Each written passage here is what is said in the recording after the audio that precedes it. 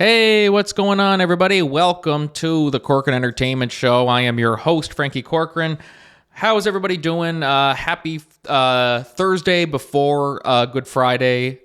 This weekend is Easter, of course. Hope everybody has a good weekend with their families and safe travels if you're going anywhere. And just have lots of fun. Spend lots of time with the family. That's what it's all about.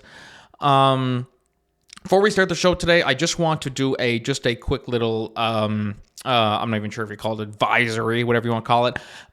There's a couple points through this interview. You might hear a little bit of like a staticky, like a connection. I'm not even sure what the word is to describe it. Here in my studio, I've been having a little bit of the internet's been going kind of wonky. Maybe you won't even be able to tell, and so this whole advisory might be for nothing, but as I'm editing it, you pick up some things as you're when you're editing, and you're a perfectionist, and you try to make things sound as crisp, clear, and as good quality as you can. Just noticed a couple little like pops, staticky pop. I'm not even sure what you would call that as. You probably know as soon as if you're listening closely to the episode, you might catch up on it. But for those of you guys who maybe don't hear it, then I might be saying this for nothing. But just wanted to throw that out there in case you guys are wondering. The internet in the studio, looking to get it fixed here. And so just bear with me as that goes on. It works fine during this part here, but then once you get on Zoom and you're connecting to people from around the world, that's when you kind of start to notice it. So just throwing that out there, working on that. But don't let that distract you or deter you, whatever the word is I'm looking for, away from the great interview I had here today. I had just had such a blast. Sykamore. She's a Canadian country pop singer and songwriter who is here to talk about a lot of her success. Her latest single is called He's Mine. It's available now. We're going to play that at the end of the show as well, too, just a little snippet so you guys can get a sense of what her music's like. She was a delight to have on. She was such a delight to have on. Her debut album, Pinto, has accumulated over 10 million streams.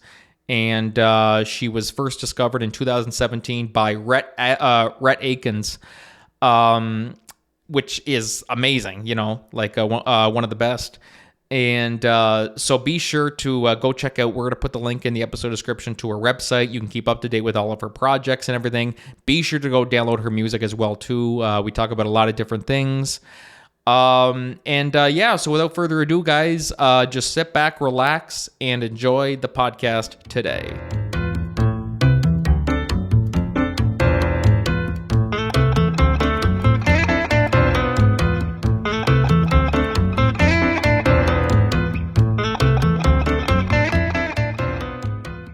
Hey, what's going on, everybody? Welcome back to the Corcoran Entertainment Show. I'm your host, Frankie Corcoran, and today I'm joined by a multi-talented singer-songwriter from Alberta. She is also known as CMT's Next Woman of Country Class, which is something she won in 2020. And her debut album, Pinto, amassed over 10 million streams. Amazing success she's had. Very excited to have her on here today. Sykamore, how are you today?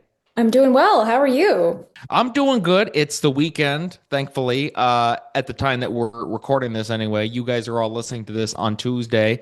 One of the things that really interested me about your journey and everything that you've gone on is this goes back to an article that you contributed to Variety back around the pandemic, and there was something that really, really stuck to me. And so the quote I'm going to read here: "I find things I can do in a sea of things I have no control over."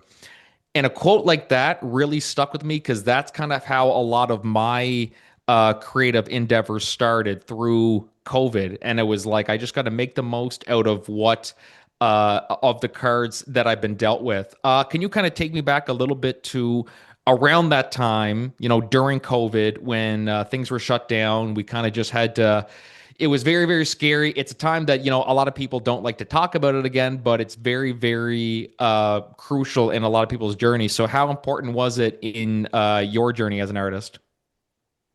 Yeah, I think creatives, I don't want to say especially struggled, but creatives had a very specific struggle during the pandemic, which was, how do I keep for one thing, how do I keep my mind occupied during this time? And how do I keep creating and have it mean something, And so that was a challenge that we all had.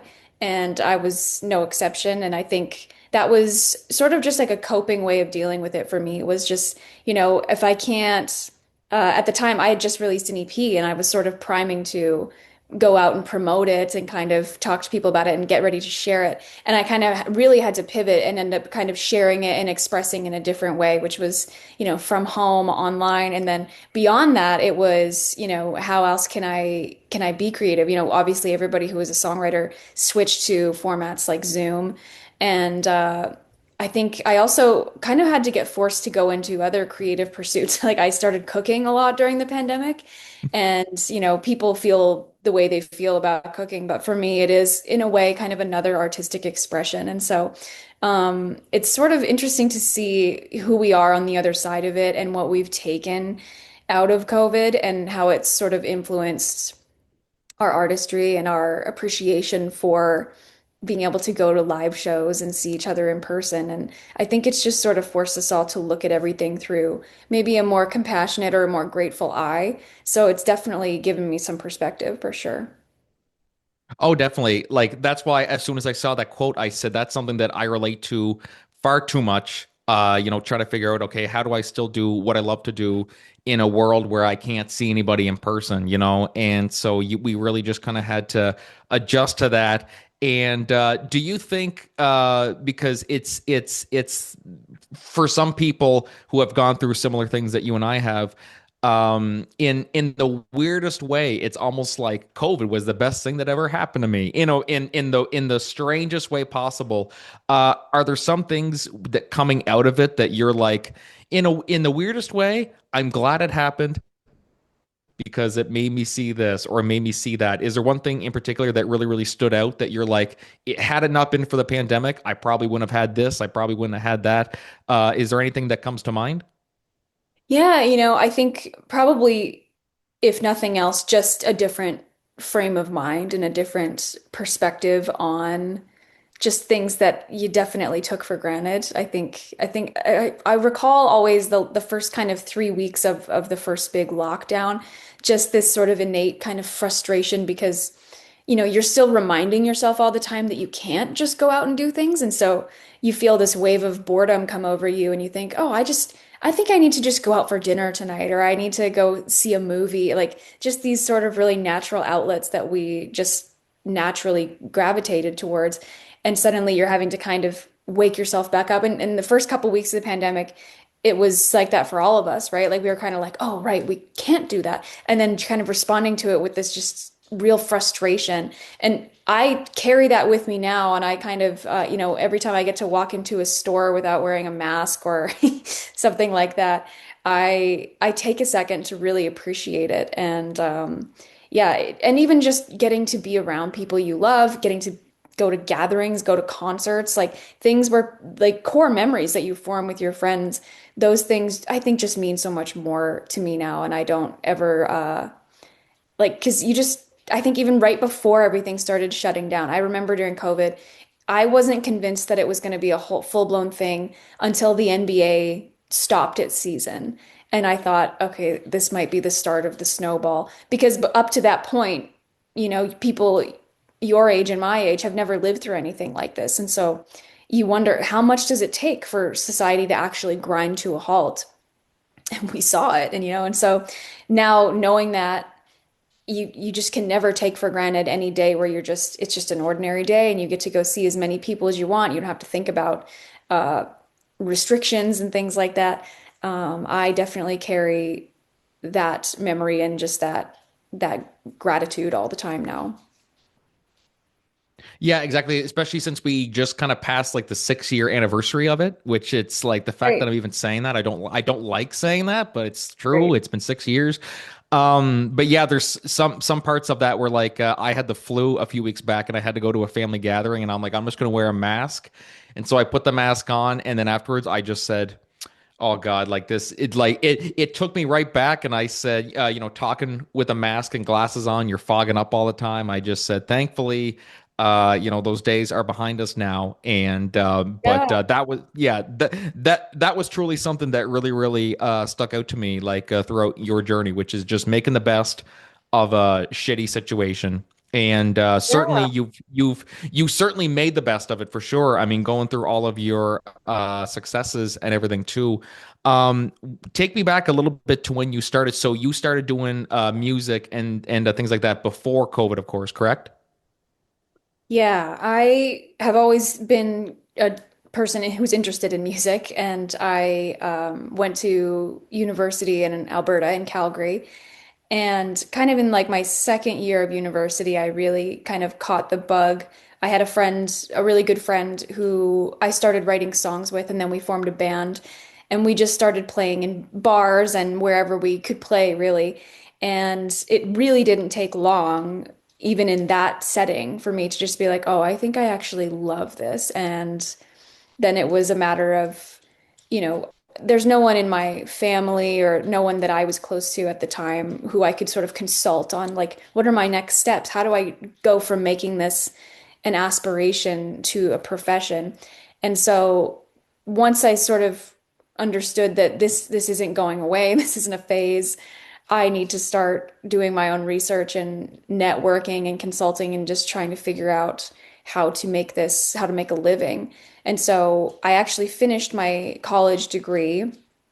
And then when I graduated, I was able to get a grant to make my first record. And then I went on a self-booked like tour of coffee shops across Canada.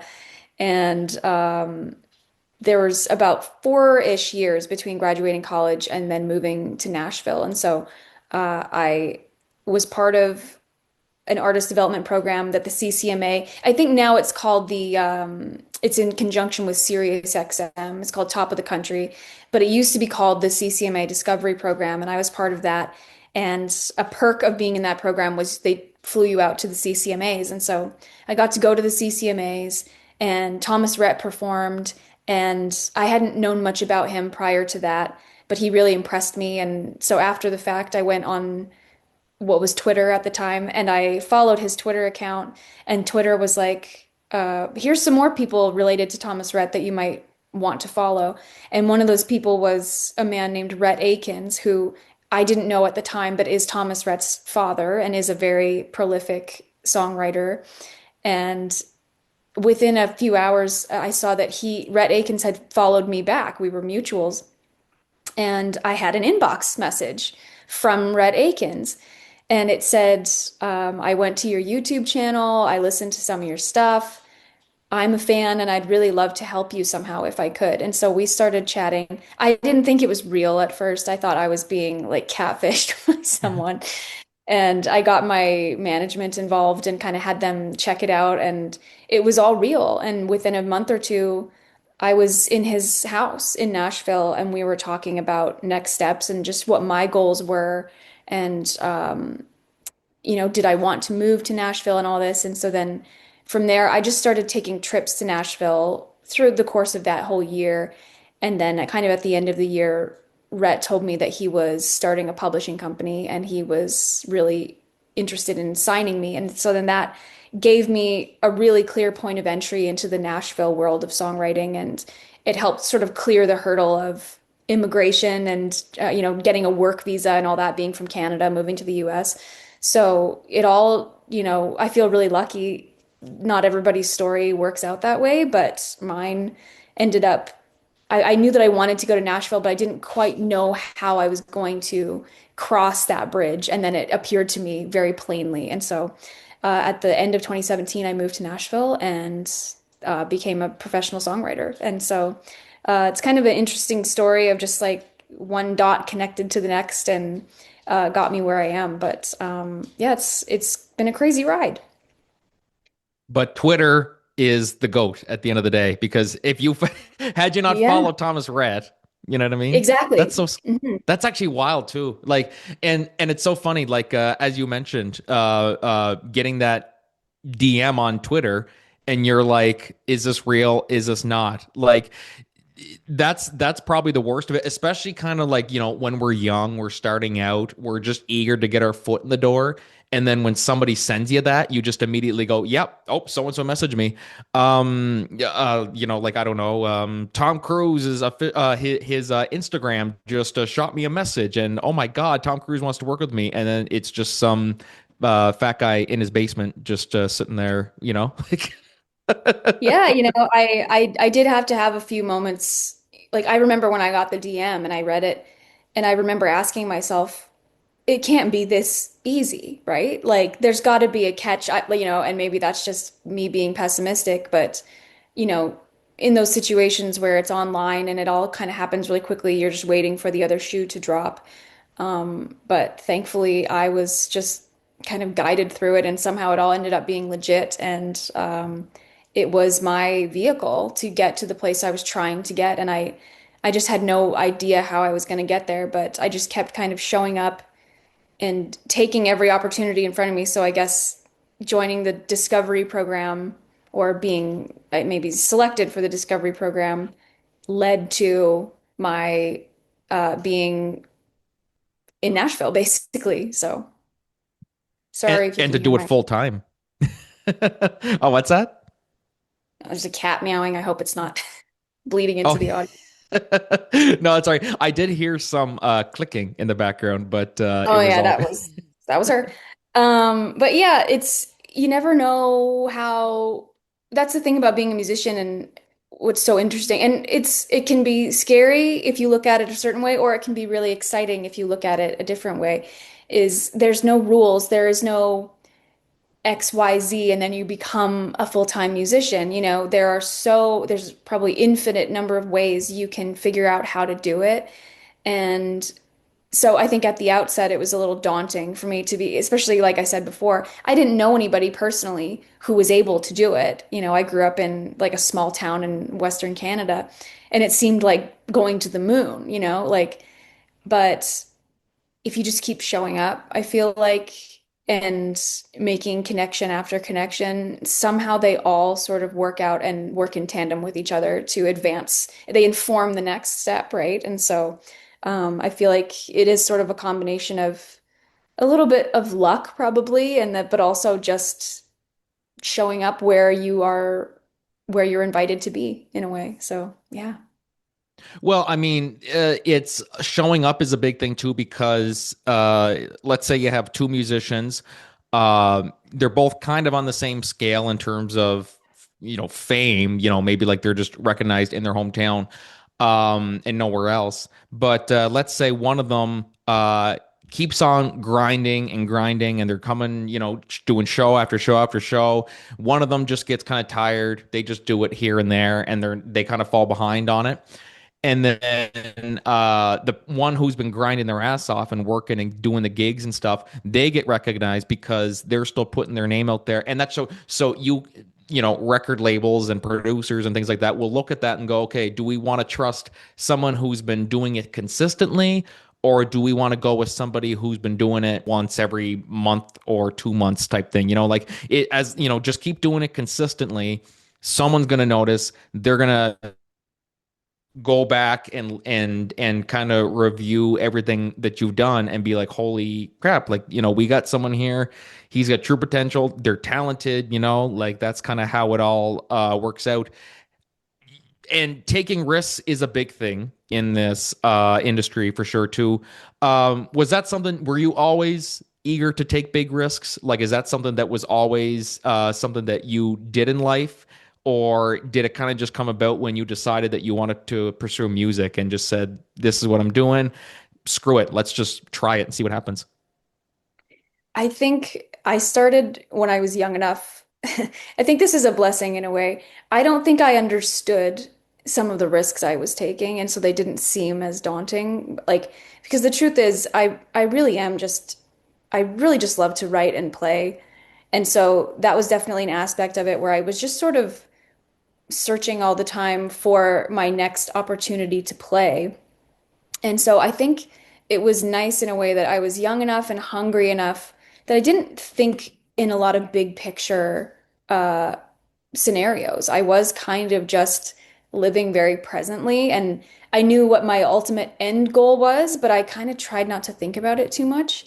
And I look back on some of the things I did, and they were incredibly risky. But the first record I made, I didn't know if I had funding for it. I was really banking on getting this grant money to fund most of it, but I didn't know that I had the grant, and I had already booked my tour, my album release party, and the studio time with no money underneath me. And I just told myself not to think about it. I just kept thinking, like, well, if you don't get the grant, like, you'll find the money some other way. Like, I just kept telling myself I had time. I felt like I was scrappy and resourceful and I would figure it out. I would never do that now. Like, I feel like I'm too boring and seasoned now. It's like I would want a sure thing. But if I look back, I don't think I would have, made the progress that I've made if I wasn't such a kind of ignorant sort of like just go for it kind of person. So I think taking risks is a big part of it for sure. And if you can just mitigate that in your mind a little bit, maybe that is the best case scenario as long as you're not like bankrupting somebody else along the way. But no, I think that taking a big swing is just part of it. Even whether you're talking about funding or you're talking about your artistry, wanting to create your sound and do something no one else has done before, you do kind of have to just close your eyes and swing sometimes if it feels right to you. Yeah, no, that's it. Like it all really comes down to like that's what the whole industry is based on is just for it, seeing if it works. If it doesn't, uh, like that's definitely a big thing too. Is am I going to get this grant? Just spend the money anyway. I'm sure you'll make it all back somehow. You know what I mean? Like that's a good risk. Like it's a good and bad risk. You know what I mean? Like it's good that you have that drive and that confidence to be like, okay, I think this is going to work. But then there's also that, oh crap, what did I just do? Did I just bankrupt myself? Like Yeah, that's a big, but it worked out for you, right? It all worked out. it did. Yeah, somehow I didn't get burned that time. But the other thing I guess to remember is if you won't do it, someone else will, like that is kind of just how this business goes is you have to maybe the trick to it is picking your battles or picking your moments when to be bold and when to be a little more conservative. And that may be where someone like a manager comes in and kind of reins you in a little bit. And I've definitely had people in my life coming up that I was able to consult, and I didn't always take their advice.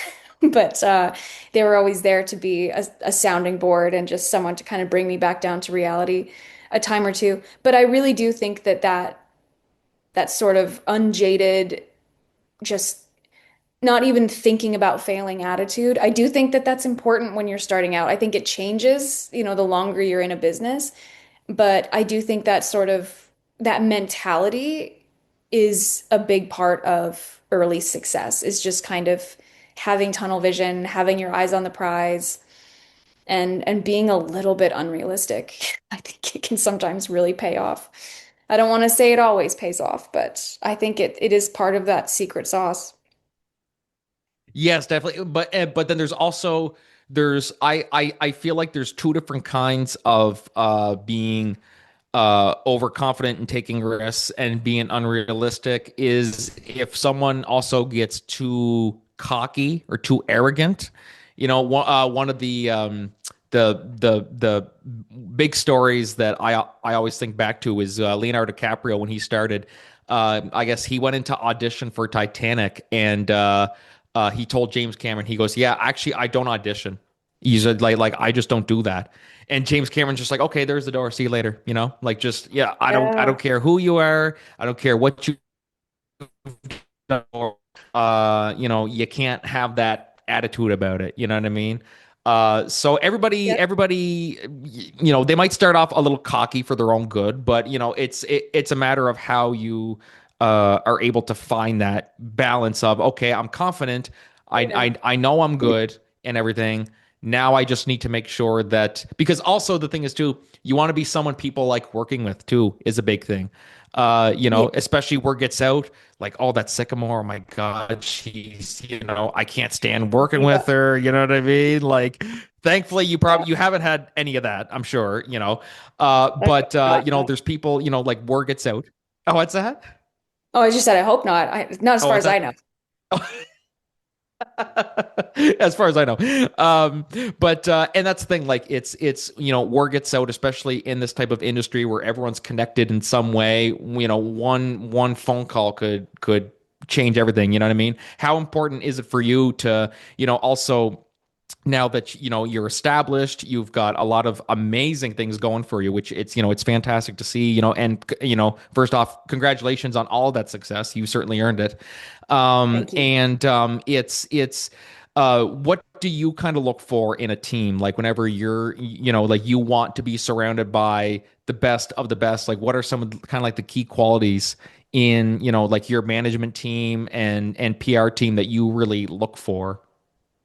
I think the biggest thing to look for is someone who genuinely likes what you do and believes as much as you do. I think anybody who you get into it with who is either just in it for the money or they're in it because somebody else said that they should, I find that to be usually a recipe for just not a ton of longevity. I think like you have to have a team who's willing to be in it with you when things aren't going so well. You don't want people who only want to be around you when you're having success. And then as soon as, the tide changes a little bit, they just jump ship. I feel like you really need people who genuinely want to see you succeed.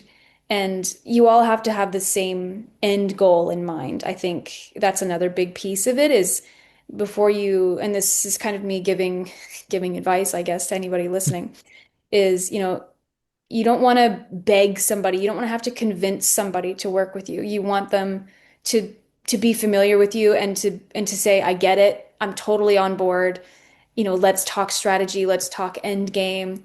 Because like if you chase somebody who's maybe a big name in the industry because you think that you'd work well together, and you get the feeling that maybe they're doing it because of somebody else that you work with or because of money or because of a hole in their schedule.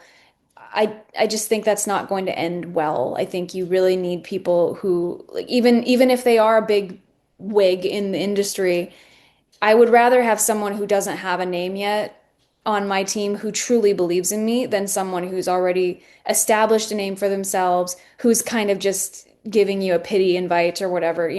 If they're working with you for the wrong reasons, it's not good. It's the same as, signing any kind of contract. It's like, don't just sign because it's a contract. Sign because it's a good deal. Like getting into a bad deal is worse than having no deal. And it's the same with working with people. So I think, yeah, just working with people who have that integrity and have the same goal in mind for your career, because, there's really nothing worse than having to deal with that friction of like, oh, well, I wanted my career to go this way and you seem to want it to go this way. And then you can't agree on anything and nothing gets done and your work ultimately suffers. So yeah, just people who are true, genuine fans and friends are the best people to work with. The Corkin Entertainment Show is brought to you by Podmatch, the ultimate platform designed to connect podcast hosts with prospective guests effortlessly. Are you a podcaster looking to elevate your show to new heights? Or perhaps you're a guest hoping to share your story with a broader audience. Whatever your podcasting goals are, we have the perfect solution for you. Podmatch simplifies the entire process of discovering guests for your show or finding podcasts to feature your expertise. Now imagine a platform where you can easily match with like-minded creators tailored specifically to your niche. With Podmatch, you can effortlessly network with influencers and thought leaders, all while staying true to your podcast vision. There are a multitude of ways that Podmatch can help you grow your brand. You can be part of a thriving community of podcasters and potential guests. Engage, collaborate, and grow together. If you're ready to experience these fantastic benefits for yourself, we invite you to join Podmatch today. Head over to www.joinpodmatch.com/Corkin Corcoran Entertainment and sign up right now for only $6 a month. That's right. You heard me right. $6 a month. Join the Podmatch family today and watch your podcast soar to new altitudes. Thank you for tuning into the Corcoran Entertainment Show, and happy podcasting. This episode of the Corcoran Entertainment Show is brought to you by Holy Hydrogen. Okay, guys, let's be real. We all try our best to stay hydrated, right?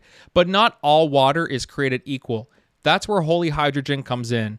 They've got this awesome device called the Lourdes Hydrofix Premium Edition, and it takes clean water to the next level by infusing it with molecular energy. That means you're not just drinking water. You're giving your body extra support with every sip, better energy, less inflammation, and a real boost to your immune system. So try the Lourdes Hydrofix Premium Edition today by going to shop.holyhydrogen.com/Corcoran and use the promo code Corcoran for $100 off your purchase. Again, that's shop.holyhydrogen.com/Corcoran and use the promo code Corcoran at checkout. Stay hydrated and stay healthy. Oh, 100%. And it's also, someone can hand you like a deal and say like, hey, this is like a, $2 million deal. You know what I mean? Like, everything's going to change for you and everything. So, but also you kind of got to look at starting out, anybody starting out, we're kind of talking about, someone could see that deal and go, hell yeah, sign me up, not realizing just how grueling the process is and just how much work there is to it, how maybe toxic it is depending on who they're working with and things like that. That's a big thing too. This is something that I love to ask people sometimes. Rich or famous, which would you say is the one that you would steer more towards in terms, which is more preferable, I guess, being rich or famous? Rich. I mean, come on. Like, all right, that's it, guys. We're done. No. Yes. No, I just mean that fame itself is ultimately, it can go, and so can money. Obviously, both can be very corruptible. But I think if you have money, I'm just thinking about this from an artist point of view. What I could do if I won the lottery tomorrow, I could come up with all these, like, I could have total artistic control of my output, and I could make records with no strings attached, and all these things like that. To me, that opens up a huge creative lane for me. And if you think about, what if you were as famous as Kim Kardashian but you didn't have any money? You would have no security. You would have a really hard time having privacy. I think there's a reason why most people who are famous are rich, because I think they need to be able to combat the intrusive sides of their fame. And so, there's kind of toxic sides to each one. But I feel like if you're talking about being famous for like a record that I've made or something that I'm really proud of, that might be different, because then it's something I can really stand 10 toes down on. But if you're talking like, you know, Elvis level of fame and having no money, I think that would be a huge drag. If you put me in that, if I had to choose, I would choose being unknown and having money as opposed to the other way around. Does that make sense? Oh, 100%. I always say rich because, it's, like, I don't care if anybody sees what I'm doing. I don't care if anybody, like, to a certain extent, yes, we care. We obviously want people to see our work and things like that and appreciate it. But it's like, at the end of the day, if you have all the money in the world and you can do anything you want, you can, have any type of house you want, you can buy any dog, like anything you want. You know what I mean? Like, being rich being rich and famous. Okay, that might be one thing, but being rich or famous, like, you have all the money in the world to do everything, or you can be famous and be like how the paparazzi just swarms you all the time, and you have no privacy. And when you fight back against them and yell at them, you're the bad guy. Oh, did you hear what he said about this person? Like I feel so bad for like Toby Maguire, who people say he's a terrible person for how he treats paparazzi, but you watch the videos and it's clear that the paparazzi's in the wrong. You know what I mean? Like that's something I would never. Uh, have you ever had any type of interaction with like a fan or anything like that that kind of really stood out to you, good or bad? Like you've had great success through Pinto and everything. Is there any maybe like encounters that really kind of stuck with you? I've had plenty of wonderful encounters with people who, whether they come up at a show or occasionally people recognize me just in public. And I would say 90% of people are lovely and they really just want to put in a good word and just be encouraging. They're not trying to take something from you or uh, you know, be obstructive in any way. I feel if I ever have any bad experiences, they're usually not in person, thankfully. They're usually like in the DMs or, I've had people, try to like mail me things to addresses that aren't public, and so that always makes me a little nervous.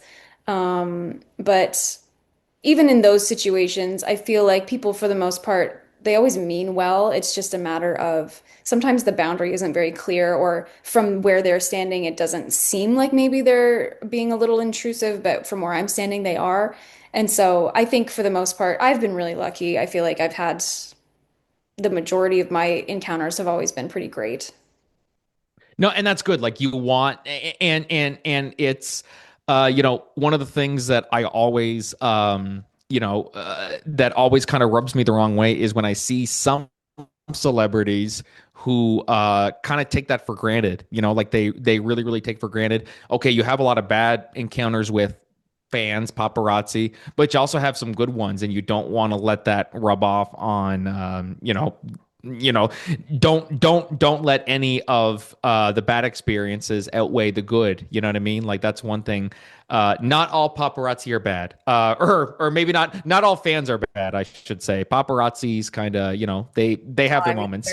they're so toxic. I don't know why we don't have laws, tighter laws about when they can photograph and how close they can get to you. Like they are just so intrusive. I feel like people have been driven mad by these things before. So it's really too bad. And then the ones who are driven mad are made out to be the bad guys, and that's to me is what I Yeah. can't stand.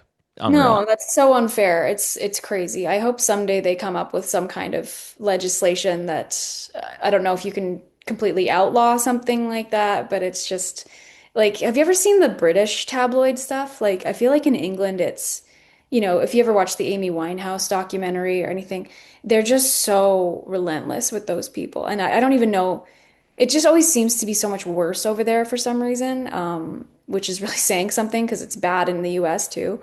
But no, I'm not sure where, like, how much of your own humanity you have to lose to be willing to just accost people day in and day out when they're just trying to take a walk with their children or something. It's crazy. Like literally, exactly. Or just trying to drive and you have people blocking your way.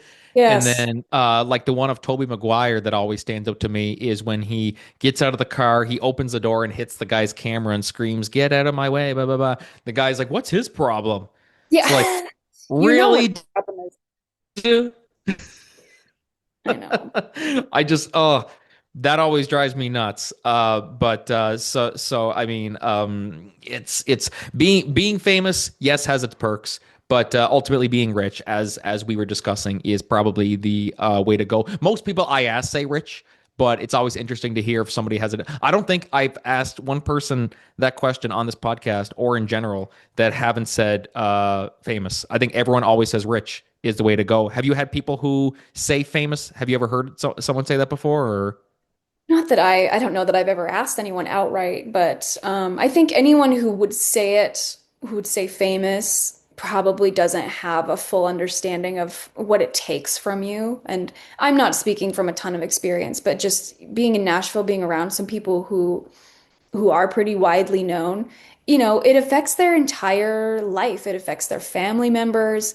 It affects, the entrances and exits that they're using in different establishments. Like it's on your mind all the time. It has to be this constant mental weight that I don't think anyone really enjoys. And so I think if you're picking fame, you're probably not looking at it closely enough to understand, there are perks, but there's also, it comes at quite a price, honestly. And I don't think people fully understand that.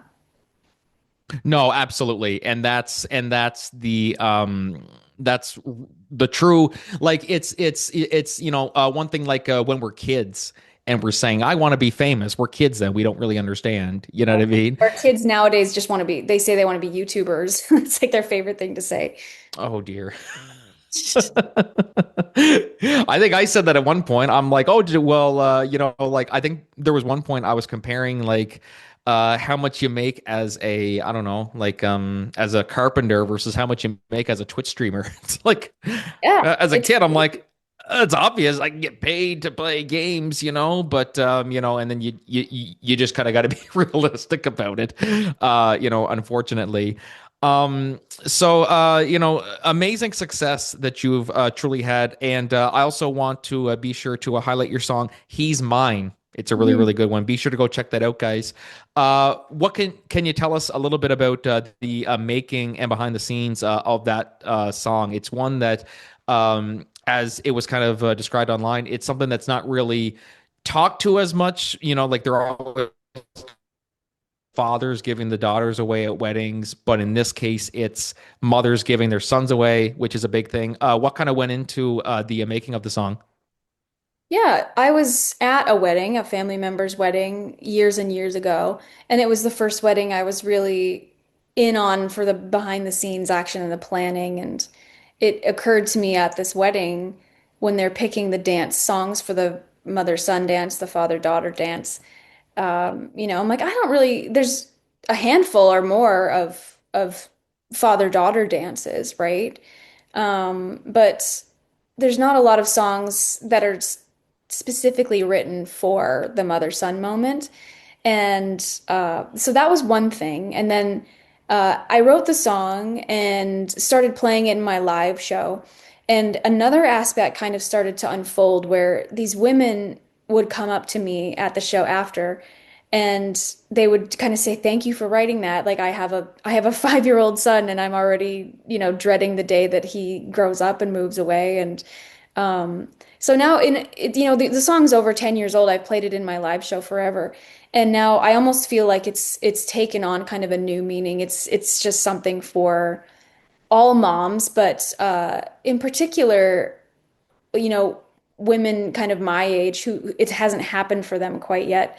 They're really saying how much they connect to the song. And I also like to say about it that it's not necessarily a song about mama's boys or anything. It really is just a song about the relationship between parents and kids and the way that that changes and the way your love for your parent and for your child, it never really wavers, but hopefully it takes different shape over time.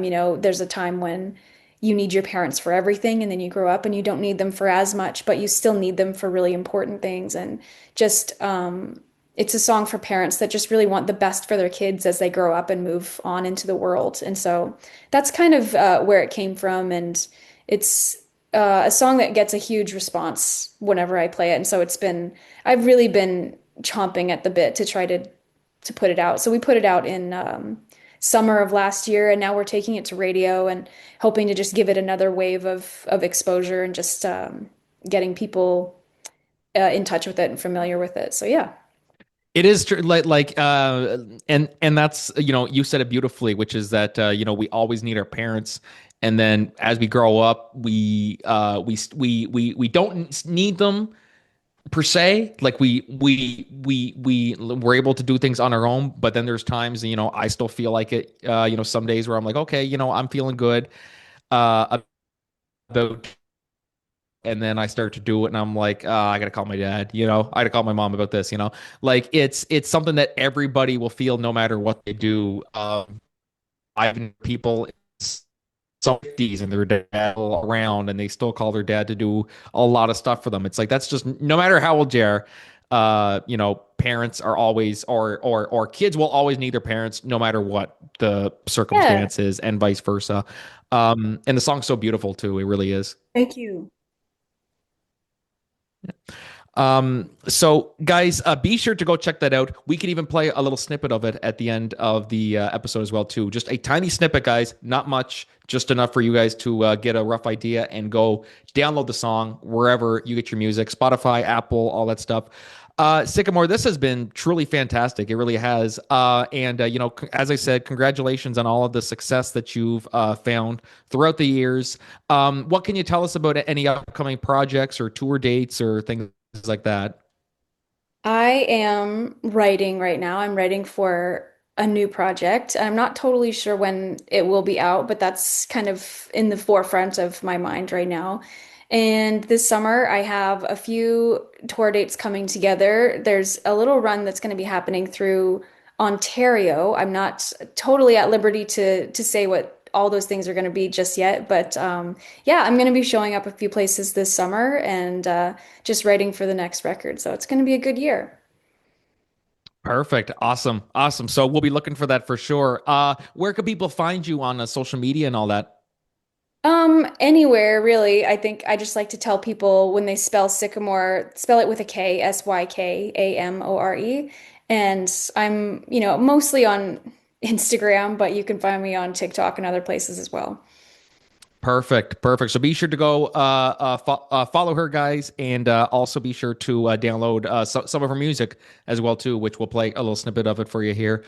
Sycamore, thank you again so much. I really appreciate you taking the time. Best of luck in all your upcoming projects, and be happy to touch base at some point in the future and promote whatever else is to come for you. Yes, sir. Thank you so much, and I really appreciate your time.